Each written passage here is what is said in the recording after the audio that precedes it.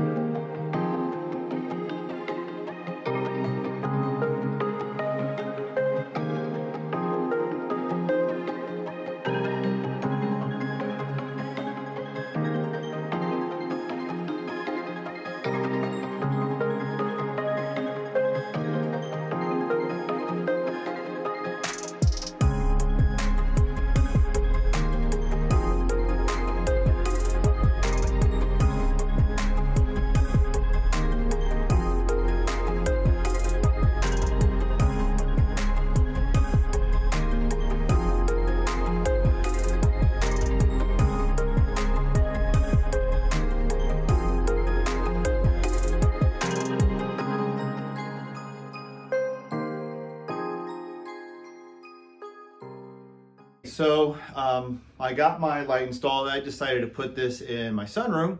So it has 3 different modes of lights. So that's kind of like a warm light that I have it on, which is probably what I'll be using here. It's got a bright,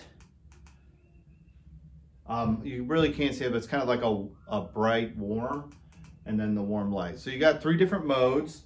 That comes with 6 different levels of speed for the fan.